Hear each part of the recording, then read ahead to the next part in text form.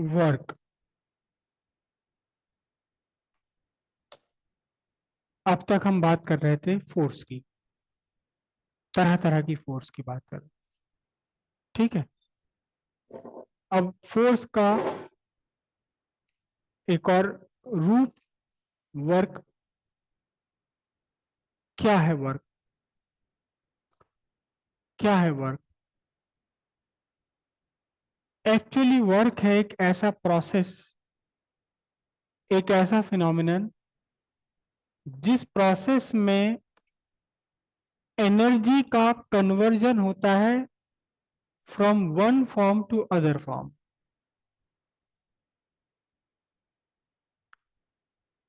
आपने ये फैन अपने ऊपर चलाया हुआ है, इलेक्ट्रिसिटी डिपार्टमेंट को आप पे करते हैं। किस बात का पे करते हैं?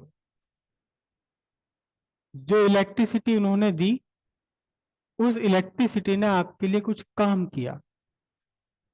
आपने सुबह एक मजदूर को हायर किया, उससे कहा कि भाई ये ईंटें ऊपर चला दो। मजदूर आपका नहीं हुआ, वो शाम को अपने घर चला जाएगा, लेकिन आपको पे करना है उस काम के लिए जो काम उसने किया।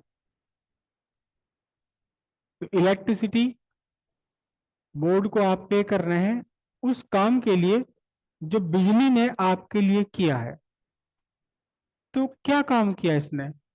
बिजली ने आपको हवा दी पंखे के मीडियम से।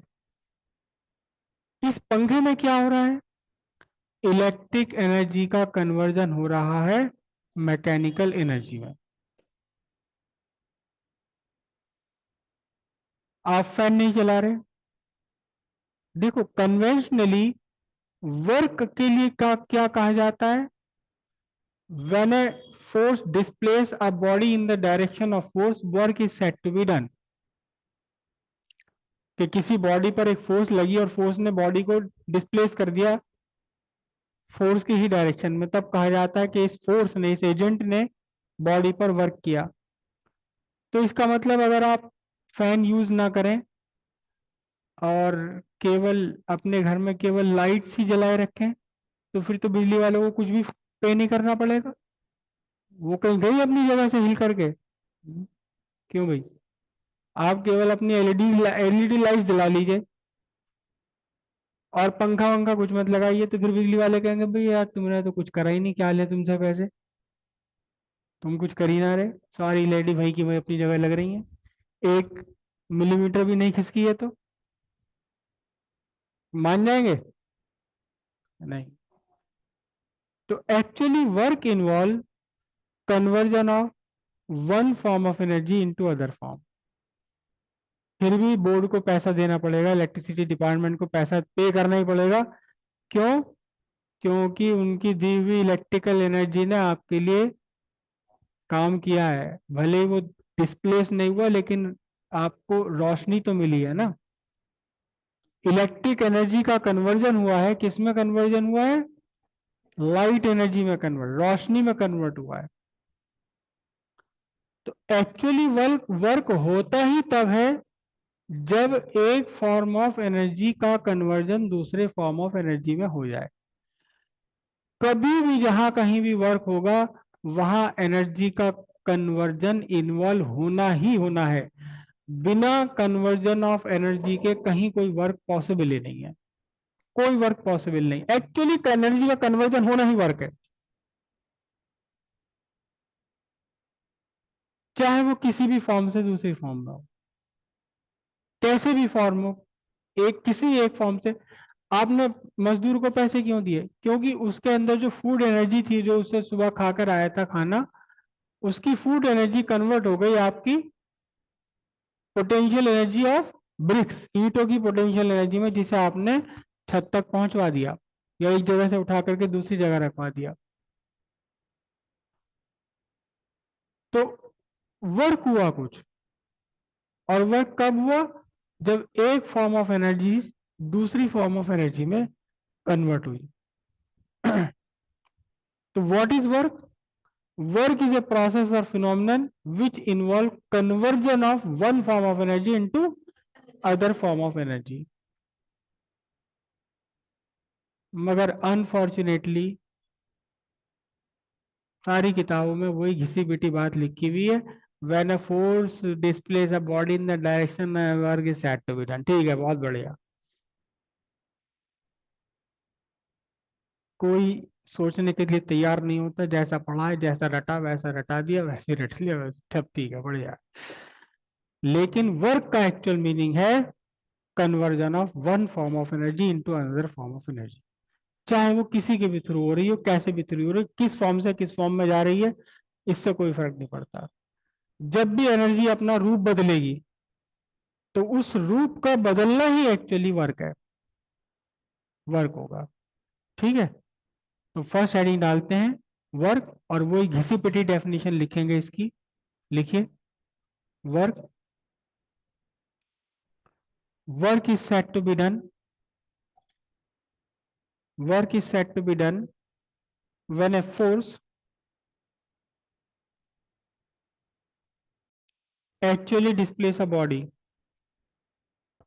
ये डिस्प्लेसमेंट जरूरी नहीं है कि in the direction of force ही हो, फोर्स के अपोजिट भी हो जाती है कभी कभी डिस्प्लेसमेंट, फोर्स के अपोजिट भी हो जाता है। आपने मेरे हाथ में 45 किलो 50 किलो का एक पत्थर पकड़ा दिया, मुझसे नहीं संभाला जा रहा, फोर्स तो मैं ऊपर लगा रहा हूं, फिर भी वो कहा नीचे गिरा जा रहा है। लेकिन यहाँ अब भी वर्क इन्वॉल्व है, यहाँ वर्क है अब भी, भले ही फोर्स की डायरेक्शन में डिस्प्लेसमेंट ना हो रहा हो। ठीक है, क्या लिखा भी आपने? Work is said to be done when actually displace a body, it is a scalar quantity by the dot product of vector and displacement vector। कैसे? क्या आपकी एक बॉडी यहाँ रखी हुई थी, इसमें रस्सी बांधकर आप ऊपर की तरफ खींच रहे हैं, this is the force vector, और इस फोर्स वेक्टर से बॉडी डिस्प्लेस होकर यहाँ पहुंच गई, this is the displacement vector, S vector मैंने इसको लिखा है। दोनों के बीच एंगल है कितना? थीटा। तो work is given by the dot product of force vector and displacement vector, मतलब कितना हो गया? F S cos theta. Theta क्या है?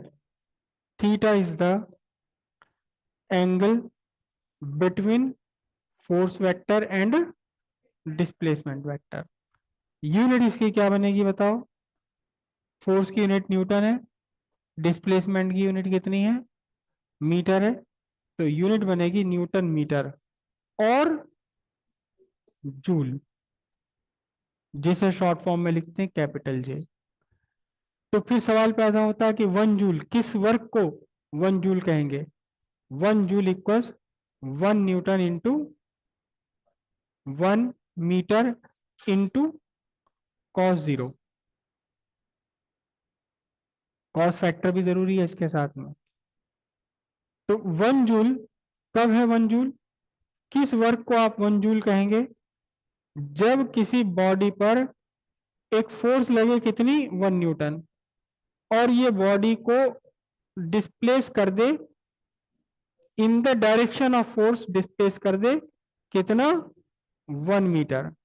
तब आप कहेंगे कि जो भी वर्क इन्वॉल्व है, अब ये वर्क इन्वॉल्व है कितना? 1 जूल ऑफ वर्क इन्वॉल्व है यहाँ पर।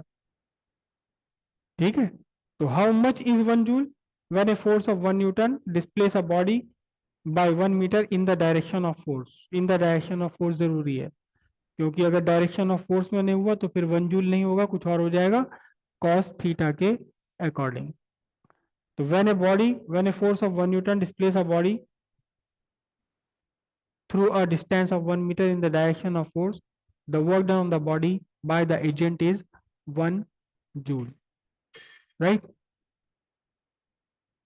तो क्या लिखा अभी आपने? ठीक है, इसके बाद में कर लीजिए सारा। एक और बात याद रखिएगा जिसको हमें बार बार यूज करना पड़ेगा आगे भी, क्या? कि यहाँ जो हम फॉर्मूला यूज कर रहे हैं, W equals force into distance into cos theta, इस फॉर्मूले को अप्लाई करने के लिए इस फॉर्मूले को अप्लाई करने के लिए कुछ कंडीशंस अप्लाइड हैं, कुछ कंडीशंस अप्लाइड हैं इसमें। क्या कंडीशंस हैं वो, क्या कंडीशंस यहाँ अप्लाइड हैं? पहली कंडीशन तो ये है कि जो भी आपका फोर्स है इट मस्ट बी कांस्टेंट। कहां से कहां तक, कहां से कहां तक? From initial point two final point. Initial point से फाइनल पॉइंट तक ये कांस्टेंट बना रहना चाहिए। जैसे यहां हम 1 जूल की बात कर रहे हैं, ये हमारा इनिशियल पॉइंट है और 1 मीटर दूर है कौन? Final point. तो इनिशियल से फाइनल पॉइंट तक, इनिशियल पॉइंट से फाइनल पॉइंट तक आपका फोर्स लगातार 1 न्यूटन ही बना रहना चाहिए।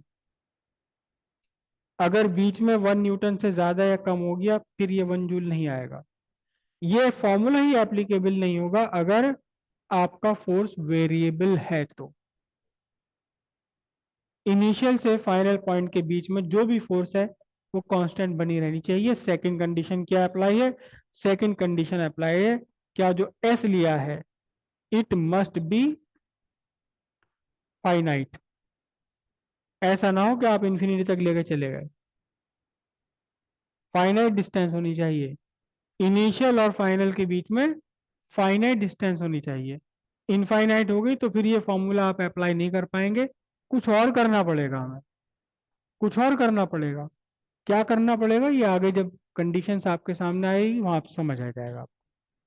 क्लियर है बात ये? तो अब हम इन दोनों कंडीशंस को इन्वॉल्व करते हुए 1 जूल डिफाइन करेंगे। 1 जूल डिफाइन करेंगे हम इन दोनों कंडीशंस को इन्वॉल्व करते हुए। चलिए पहले आप लिख लीजिए कंडीशंस अप्लाइड हैं इसमें ये। अब हम 1 जूल डिफाइन कर रहे हैं इन दोनों कंडीशंस को अप्लाई करते हुए। लिखिए 1 joule is the work required to displace a body through 1 meter in the direction of force by a constant force of 1 Newton. लिखिए smaller unit of work is अर्ग, ERG। 1 जूल में से ही आप definition बना सकते हो 1 अर्ग की। कैसे? 1 erg is the amount of work required to displace a body by 1 centimeter in the direction of force through a 1 centimeter in the direction of force by a constant force of 1 dyne। और 1 joule कितने अर्ग के equal होता है? 10⁻7 अर्ग के equal होता है। ओके, तीन तरह का वर्क हो सकता है। यहाँ एक फैक्टर इन्वॉल्व है कॉस थीटा। इस कॉस थीटा के बेस पर वर्क पॉजिटिव भी हो सकता है, वर्क जीरो भी हो सकता है और वर्क निगेटिव भी हो सकता है। कैसे पॉजिटिव है? कि अगर फोर्स वेक्टर और डिस्प्लेसमेंट वेक्टर के बीच का एंगल 90 से कम है, जीरो से ऊपर, 0 से 90 से कम तक है, ग्रेटर ग्रेटर और इक्वल टू 0, लेस देन 90, तो फिर कॉस की वैल्यू कितनी है? Positive, whatever it is. तो work done by the agent is positive. लेकिन अगर फोर्स वेक्टर और डिस्प्लेसमेंट वेक्टर के बीच एग्जैक्टली राइट एंगल बन गया तो फिर work done by agent is 0। और बाय द वे ये एंगल बन गया greater than 90 up to 180 degree, तो वर्क डन क्या होगा? नेगेटिव। अच्छा, कभी हो सकता है पॉसिबल के चलिए एक एक करके लिख लेते हैं। सबसे पहले हेडिंग डालिए positive work. Positive work, positive work में लिखिए आप, क्या लिखा जाएगा, क्या, if theta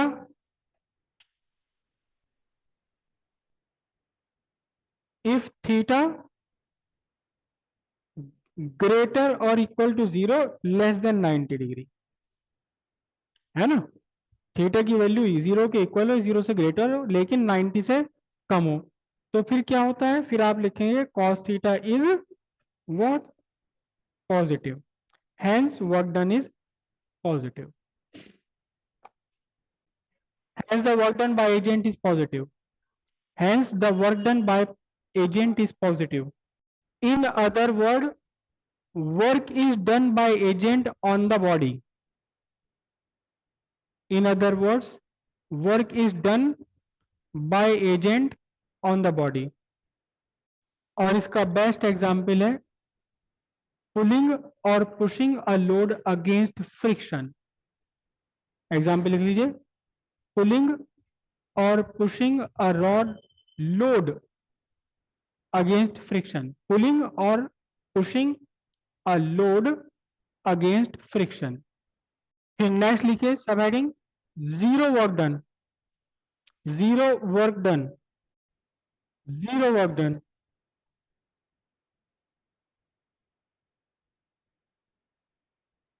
zero work done के लिए तीन कंडीशन पॉसिबल है।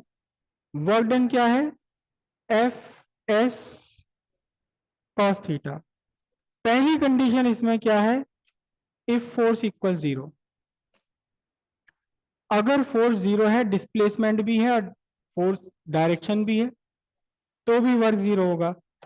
अब क्या ये पॉसिबल है, कभी ऐसे प्रैक्टिकल लाइफ में कभी ऐसा होना पॉसिबल है कि बिना फोर्स के ही डिस्प्लेसमेंट आ जाए, फोर्स कुछ भी नहीं है फिर भी डिस्प्लेसमेंट है, ऐसा पॉसिबल है क्या? हाँ, नहीं है पॉसिबल, बिल्कुल ऐसा पॉसिबल है। अगर फ्रिक्शन लेस सरफेस है या कोई भी ऐसा मोशन है जिसमें कोई हर्डल, कोई ऑब्स्ट्रक्शन है ही नहीं, जैसे पीछे हमने एक एग्जांपल समझा था कि मार्स तक जब जा रहे हैं तो एक बार अर्थ की ग्रेविटी को पार कर गए, उसके बाद पूरे स्पेस में कोई रोकने टोकने वाला नहीं है, एक सर्टेन वेलोसिटी दे दी मार्स की तरफ को, अब कोई फोर्स की रिक्वायरमेंट नहीं है, मोशन उसका बना हुआ है, डिस्प्लेसमेंट लगातार हो रहा है, फोर्स कितनी है, 0।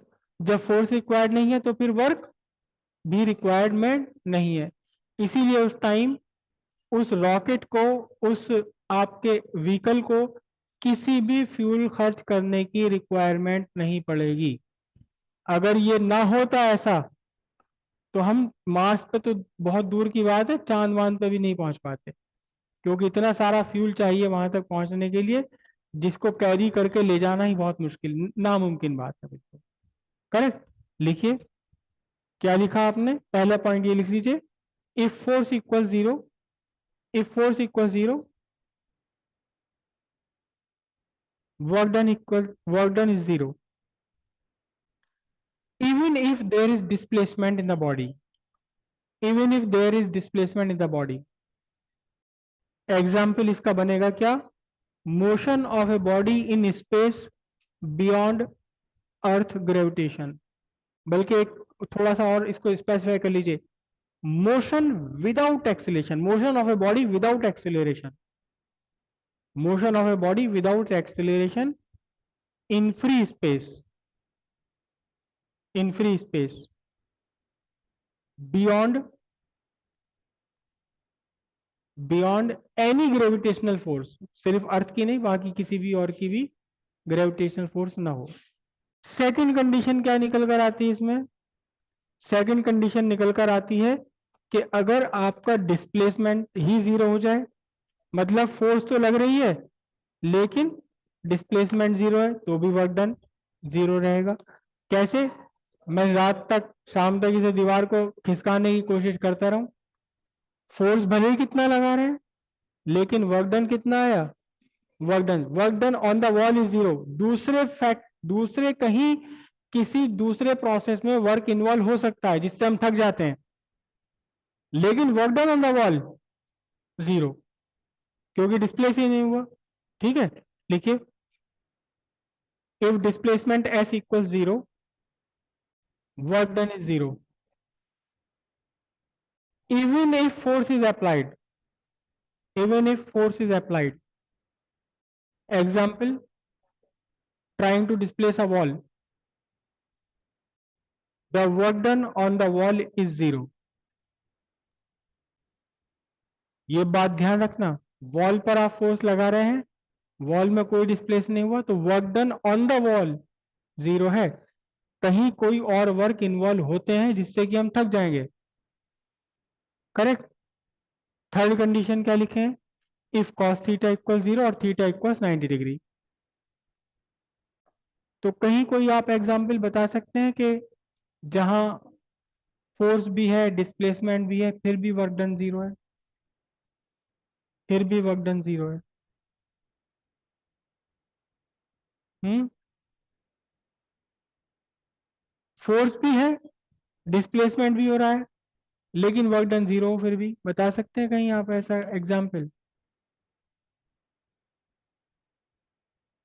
सही कहा उन्होंने। नाइन्थ क्लास में शायद ये बात बताई जाती है कि आपने एक मजदूर हायर किया, उसने आपका सामान कैरी करके दूसरी जगह जाकर रख दिया, ना ऊपर ले गया ना नीचे ले गया, तो वर्क डन बाय द बेचारा मजदूर इज 0। अब वो पैसे मांगने लगा, मैंने कहा भाई वर्क डन तो 0 है, कैसे पैसे, कैसे पैसे? लेकिन वहां अधूरी बातें बताई गई थी आपको, अब हिसाब देख लो क्या है। क्यों एक मजदूर का वर्क डन 0 है, लेकिन फिर भी क्यों हमें उसे पैसे देने पड़ते हैं?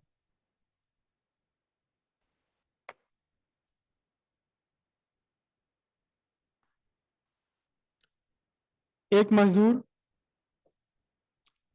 और इसके ऊपर इसके सिर पे इसने अपने सिर के ऊपर आपका सामान रखा हुआ लोड।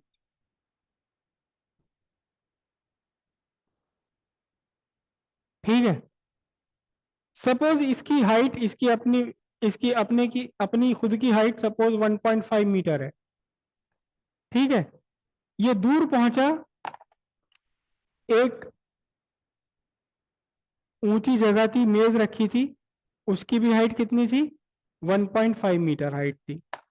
और ये यहां पहुंचा, दूसरी जगह सामने पहुंचा ये, और इसने ये सामान ले करके यहां रख दिया,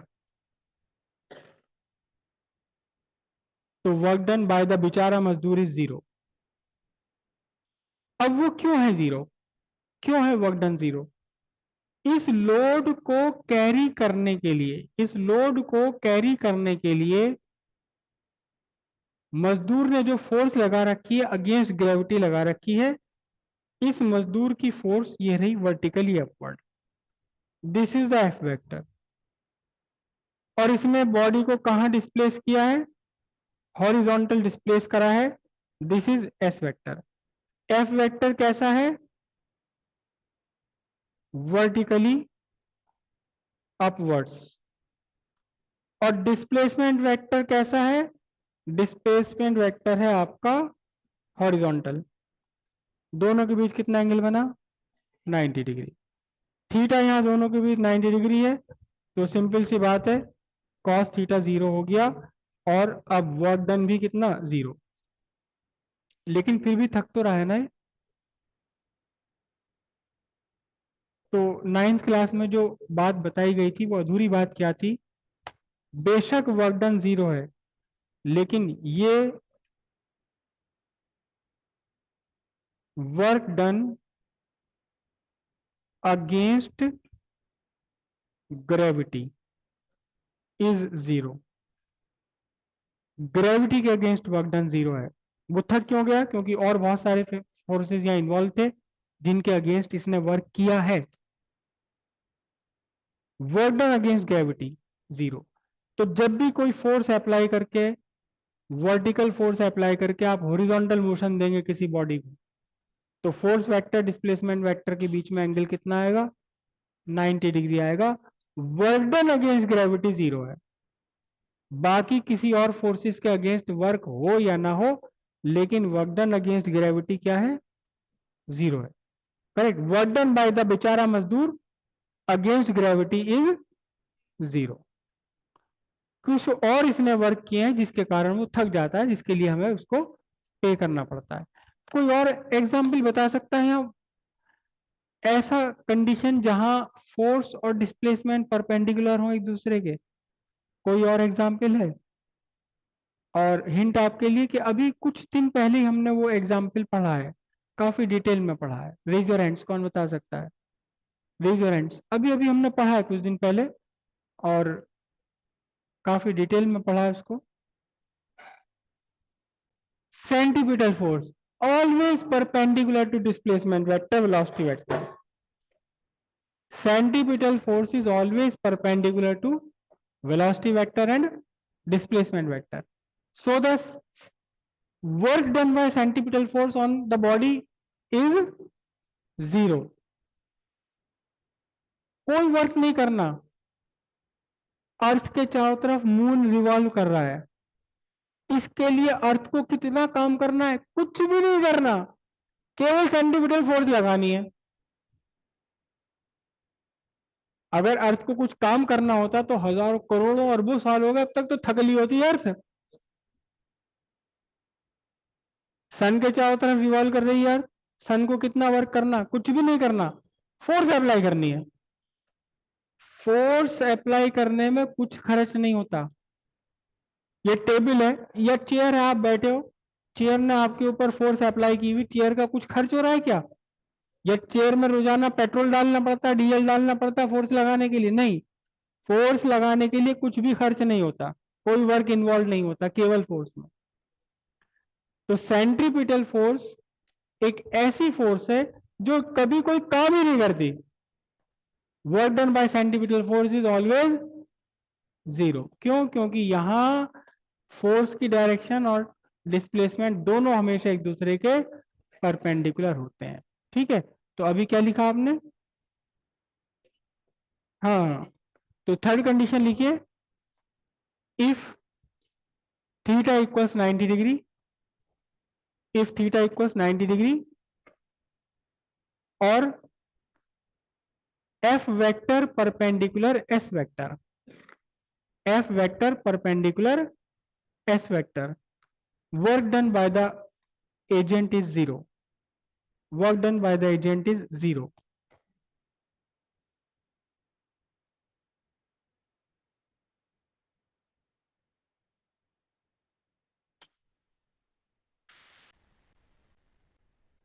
Example, when someone move a load, when someone move a load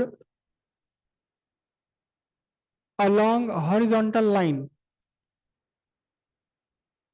when someone move a load, LOAD, load along horizontal line, work done against gravity is 0, work done against gravity is 0.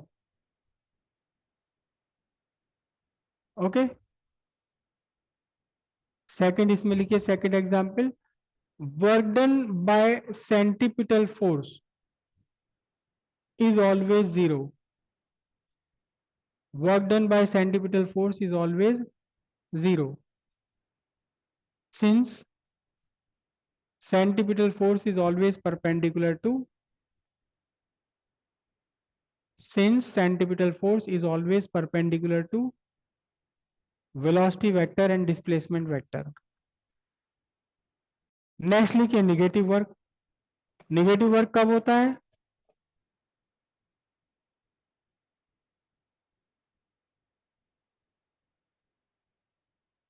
Negative work कब होगा? इसकी एक ही condition है, if theta greater than 90 degree, less than और equal to, नीचे लिख दूं, theta greater than 90 degree, less than equal to 180 degree. या तो 180 के इक्वल हो या इससे कम हो और 90 से ग्रेटर हो। आपने क्या लिखा?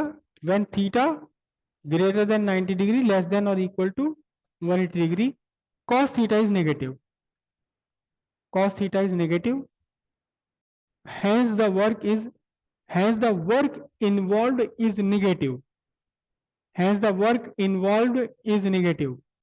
In other words, work is done by the body on the agent.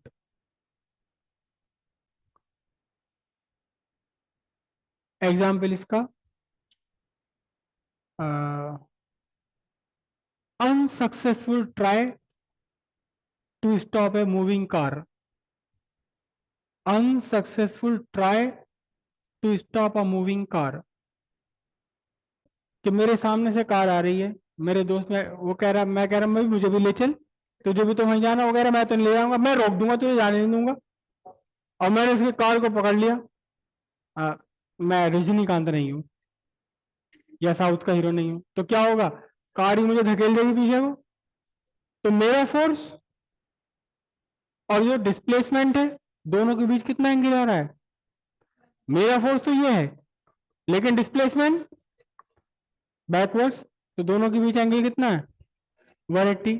तो अब एक्चुअली मैंने नहीं किया कार पर कुछ भी, कार ने मुझ पर वर्क किया है। Work is done by the object on the agent, जो फोर्स लगाने वाला एजेंट है उस पर वर्क कर दिया किसने? उस ऑब्जेक्ट ने, जिस ऑब्जेक्ट के ऊपर फोर्स लगाई जा रही है। क्लियर है बात?